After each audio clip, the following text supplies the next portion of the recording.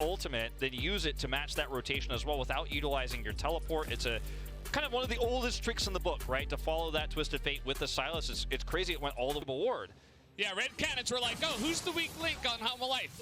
I guess it's Morgan.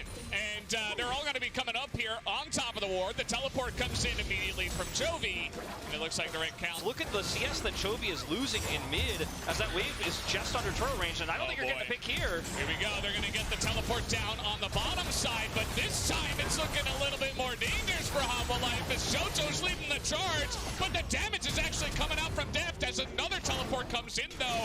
As the flash is good from Gigo. He's going to be able to get both of them with the counter-strike.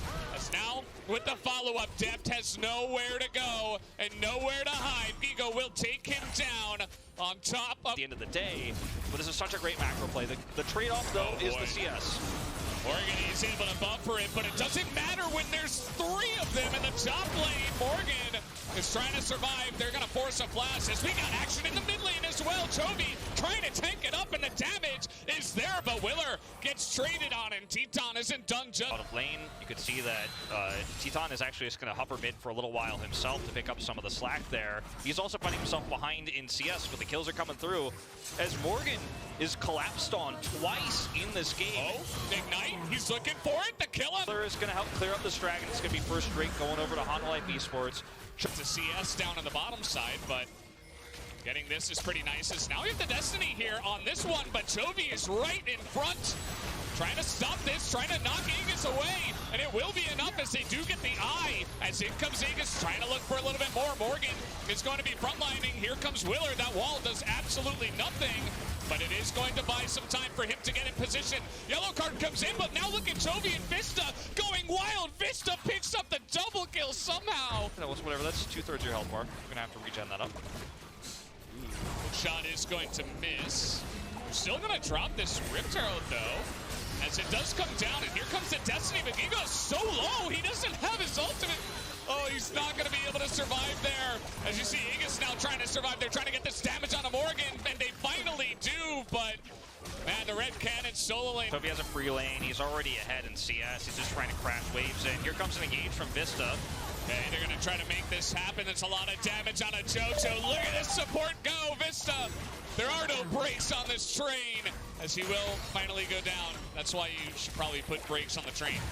Here's a teleport that's coming on in. Grefthar getting jumped on, not able to survive against the Kaisa, as now Morgan's getting into the fun. Gonna miss on that one, but it's fine because I suppose Deft is gonna flash the wall and look for the kill on a Teton and take him down for the double kill. Now 4-1. You can see Teton really frustrated there on the player cam as he goes down here. He's low on mana, doesn't have the ability to fight this out. We're not done fighting yet, apparently, and even life, honestly, but he has grown up so much this season. Uh-oh, Morgan! Just to add to the little bit of fiesta that we have in this game. I can actually 1v2 this. Teleport comes through, but like, it doesn't matter. It's more fighting in. Here we go. They tried to get onto Vista. By the way, he has stopwatch, guys. Called it out before. Now Chovy's going into 4, though, as he is somehow going to survive and try to turn it around with that Everfrost. Not quite the cleanest fight we've ever seen, as Red are trying to get on in there. Now Deft trying to 1v1. Not sure about this, buddy.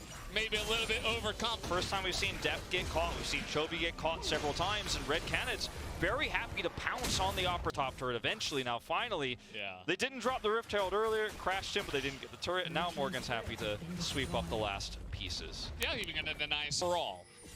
And so, will be interesting to see if Grefthar can get some stuff done, as we do have the second Rift Herald drop down in the bottom side. Chovy looking to actually continue fighting, not scared of this.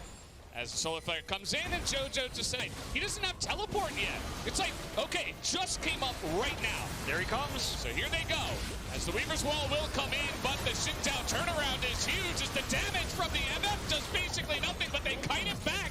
And Red Cannons have the damage here. The Jax in the front line now going extremely deep, but you have the follow-up from Jojo as well as Grefthar. A super close fight, as so many low health bars on the side of Homa Life, and Red Cannons are just looking to chase them down.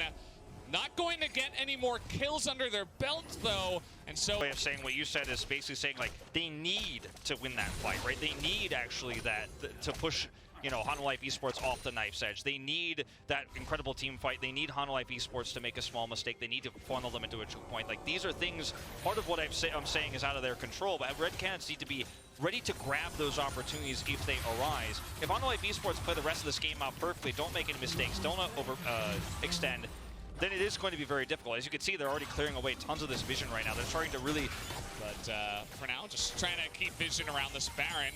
Unfortunately, the scan is going to miss the ward behind that wall as they're trying to get on top of Vista here. He's just going to try to flash and doesn't have his aftershock. Finally, he does, and that will be enough to keep him alive.